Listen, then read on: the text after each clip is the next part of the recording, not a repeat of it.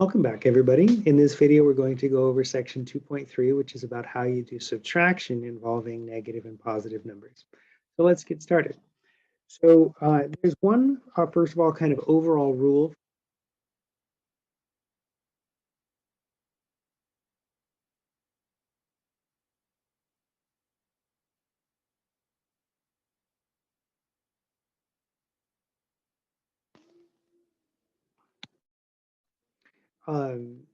In order to get 12 minus 7 done, count on your fingers, maybe just know the answer. 12 minus 7 is going to be 5. Okay, it doesn't take any kind of special processing in order for that to happen. Okay, for 133 minus 35, again, if you already know the answer, that's great. And if you don't, then you can go through this deal where you borrow. So let's remember how to do that. So 98. Okay, so if you already know how to do it, just do it. You don't have to learn any kind of separate procedure to follow for this section. Okay, the methods in this section work well for cases like these: 7 minus 12, negative 13 minus 5, 40 minus negative 3, and negative 12 minus negative 16. Okay, so we want to see next how to work with situations like that. In that case, there's basically one rule for this. If A and B represent any numbers you like, then A minus B is the same as A plus the opposite of B. So what you can do is replace the addition by, or the subtraction rather, replace the subtraction by an addition of an opposite. So if you don't know how to figure out A minus B, turn it into A plus the opposite of B. And that's something that we practiced last time, how to do addition with signed numbers. So let's try it. Basically, we're going to replace the second number with its opposite and then add as we did in the last section. So 7 minus 12. Okay, again, if you already know how to do it and you know what the answer is, great. If not, then we can turn the subtraction into an addition. So the first number will always stay the same. Subtraction will turn into an addition. And then the 12 that is in the back will turn into a negative 12. Okay, so this is really the same as 7 plus negative 12. And we practiced that last time. To add together two numbers who differ in sign, we're going to subtract their absolute values. And then this time our add-in with the larger absolute value is going to be the negative one. So we'll get finally a negative 5 for that. Okay, next we're going to try negative 13 minus 5. Once again, if you already know what that is, great. If not, here's how you proceed. We're going to keep the negative 13 as is. The dash in between indicates a subtraction. We'll turn that into an addition. And then the 5 that is in the back will turn into a negative 5. This is the same as negative 13 plus negative 5, which is negative 18. Okay, at this point, you can pause the video and try these last two, restart it, and see how you did. For the next one, we have 40 minus negative 3. So 40 minus negative 3. I'll keep the 40 as is. The first number always stays the same. The subtraction in the middle will turn into an addition. And then the negative 3 will replace that with its opposite. So 40 minus negative 3 will be the same as 40 plus 3, and that is 43. Okay, next we have negative 12 minus negative 16. The first number is negative 12. The middle numbers, or the middle is a subtraction. We'll turn that into an addition. And then the negative 16 will replace by its opposite, which is positive 16. So here we have negative 12 plus positive 16, and that will be 4. Okay, so we have more examples to look at, but that is basically how it will work. All right, so here's some more examples for us to try. If you wish, you could just follow along, or you can pause the video, try these on your own, and then restart it and see how you did. So 6 minus 10 will become 6 plus negative 10, and that's negative 4. Negative 14 minus 19, that's negative 14 plus negative 19. Here we're turning the subtraction of a positive into the addition of a negative. So that's negative 29, negative 33. Okay, next up we have negative 12 minus negative 6. The negative 12 will stay the same. The subtraction will turn into an addition, and then the opposite of negative 6 is positive 6. Negative 12 plus 6 will be negative 6. Okay, 6 minus 9 is the same as 6 plus negative 9, which is negative 3. Negative 14 minus 5, that's negative 14 plus negative 5, that's negative 19. Okay.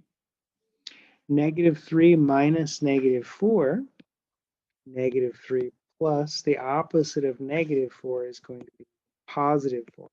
Negative 3 plus 4 is going to be 1. Okay. One of the issues people run into in doing this is this idea of how did I end up subtracting something and it ends up making it bigger? If we took negative 3 and we took from it negative 4, how do we end up with 1, which is more than negative 3?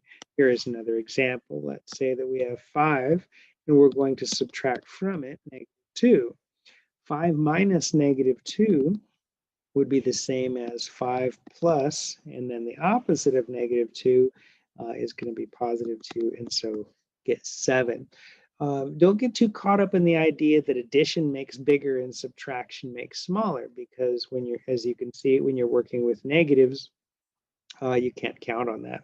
Subtracting a negative here made bigger, and we saw last time that adding a negative can make smaller. To kind of visualize this, if that is not convincing, to kind of visualize this, we can use, I don't find the arrow diagrams very useful for this. I like the plus minus symbols for this. Here we have 1, 2, 3, 4, 5 plus signs. That's going to represent our positive 5. I want to take away negative 2. Okay, so I would like to go through and cross out or erase 2 minuses. But at this point, I can't because there are no minuses in my picture. Let's have the whole picture go in this rectangle, okay? So here my rectangle has 5 pluses in it. I don't have 2 minuses that I can take away. But remember that a plus and minus together equals 0. Gaining a pound and losing a pound, you know, finding $1 on the ground and then it falls out your pocket. Plus 1 and a minus 1 together add up to 0, okay? So I'm going to take an inside of our rectangle. I'm going to add in a plus minus pair. Okay, that added 0. I'm going to add in another plus minus pair. Okay, so now if you count, we'll have this plus minus pair is going to equal 0, as is this plus minus pair. So in all, we have still a value of 5 inside of this rectangle. But now we do have 2 minus signs, and we are able to take away those, right? Subtraction, one interpretation is take away. So let's go ahead and take away our 2 minuses. If you take away the 2 minuses, then that leaves us with 7 plus signs, okay? So that is an illustration of our positive 7 for our answer. Okay. More examples. This time we have more numbers being added and subtracted. So let's work through these. Subtraction is not commutative, so we're going to need to work just left to right for this. So 12 minus 5 minus 7. 12 minus 5, I already know how to do that. Okay, so I'm not going to do any of this change to the opposite thing, right? So 12 minus 5 minus 7. 12 minus 5 is 7. Okay, and 7 minus 7, I know how to do that too. It's still 0. Okay, so that we could have done like last month. Okay, so now let's try this one. 9 minus 6 minus negative 3 plus 8. Okay, so again, I'm going to work left to right. 9 minus 6 is 3. And then we have 3 minus negative 3 plus 8. To do 3 minus negative 3, we're going to turn that into 3 plus 3. And then don't forget that plus 8 that is in the back. That's 6 plus 8, which is 14. Okay. Now we're going to evaluate, okay? Evaluate, remember, means we're going to replace the variables with their values and then compute. So we have 3x minus y when x is 2 and y is negative 6. You want to be really careful here. This was 3x minus y, right? And y itself was negative 6. So you want to be really literal when you translate this. 3, the x got replaced by a 2, and then the minus sign is still here, and then our y was itself negative 6. It's very common for people to just write 3x minus 6 for that and just lose one of the minus signs. So you want to be careful with that, okay? The other thing that you'll notice is that, again, turning this x into a 2, I did need to wrap it in parentheses or in some way show the multiplication. If I had just written 3 times 2 minus negative 6, then you'd think that was 32 and not 3 times 2. So when you are evaluating, you do need to sometimes insert some punctuation in order to make it so that the numbers and expressions read correctly. Okay, so 3 times 2 is 6. 6 minus negative 6 is not 0. 6 minus negative 6 will be the same as 6 plus the opposite of negative 6, which is 6. And so we'll end up with 12 in the end. Did we get everything? Yeah, we got everything there. Okay, a little bit of a story problem. Here it says the highest point in Asia is at the top of Mount Everest at a height of 29,028 feet above sea level. The lowest point is the Dead Sea, which is 1,312 feet below sea level. We want to know how much higher is Mount Everest than the Dead Sea. And then a little source is given. So here we're comparing two different heights or altitudes. And when you're comparing, as you recall, we want to use subtraction. So we'll take the 29,028 feet, that is the height of Mount Everest, and we're going to subtract from it the Dead Sea's height. Since it's below sea level, we're going to represent that with a negative value. That will be negative 1,300. Okay, so then 29,028 minus negative 1,312 is the same as 29028 plus positive 1312. Okay, and so we can go ahead and add that. That is going to be fairly routine. So that's good. 2. Okay, so I'm getting 30,330 feet for that difference in the two heights. Okay, some overall comments on doing subtraction. Some of this we've already addressed, but it's good to repeat. Just as we saw that just as addition doesn't always make bigger, subtraction doesn't always make smaller. We saw that if you subtract a negative, it's going to in fact make bigger. Ways to think about that. We saw a picture with the counters, right? The 5 minus negative 2, I believe it was. Other ways to think of it, other examples. Okay, let's say that your credit card company charges you a $25 late fee. Okay, so you can think of your balance as including this $25 late fee that they've added onto your account. Okay, let's say you call them, tell them, okay, I'm usually on time. I'm sorry, I'm a poor student. Can you please take this fee off of my card, which is a good idea. You should always call and ask them to take off fees. They'll do it at least once usually. So you call and then they waive the fee. So if they take off that $25 charge on your account, then that is kind of like making $25 for you because they're subtracting that negative $25. Okay. Suppose that you write your friend a check for $10 for gas. You guys are going to a concert out of town or something. So you pay them by check this $10 via check, which is basically money you've already spent, at least in your head. So when they go to tear up that $10 check, they're taking away that subtraction of $10, which is kind of like you just made $10 back. Okay. Moving on. For subtraction, whether the signs match or not doesn't matter. That was kind of an idea we'd had for addition. Are the signs the same or are they different? For subtraction, the signs don't matter. Both are positive, both are negative. The first one's positive, the second one's negative. None of that matters. All that matters is, do you know how to do it or not? If you know how to do it, then you should just do it. If you don't know how to do it, then you can turn it into an addition problem and go from there.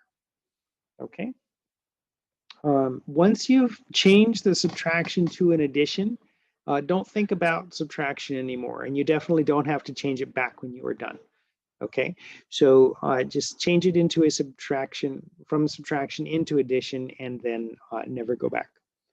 Okay, and then regardless of where you start, that is, it doesn't matter what the first number is, negative 31 plus or minus 12 or negative 12.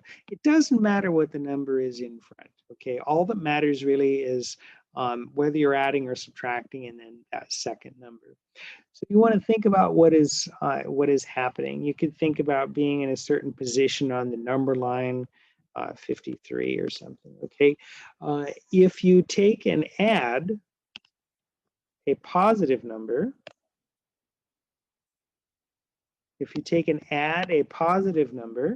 then that should be more positive. Okay, in a way, I like to think of this like what if we had all like a little happiness meter that measured how happy we are at any given time, and so that's on a scale. When good things happen, your happiness goes up. When bad things happen, your happiness goes down.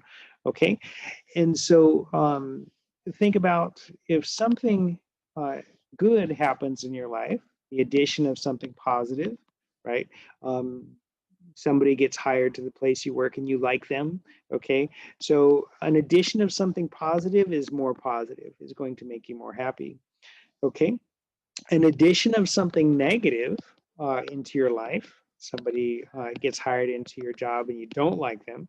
Okay, an addition of something negative is going to potentially make you less happy. That will be something more negative. Okay, the subtraction of something positive. Okay, if something positive in your life is subtracted, then that would be more negative, right? That coworker you like, they quit their job, they get a better job and leave, and you're jealous because they got a better job, whatever. Taking away something positive, that is going to make you feel more negative, right? Okay, negative, subtracting a negative. Okay, that person that you work with and you hate them, right? They're so annoying. If they quit, taking away that negative is going to make you happier, right? That is more positive, taking away that negative influence on your life. Okay, so that's just something to kind of think about to finish up this section.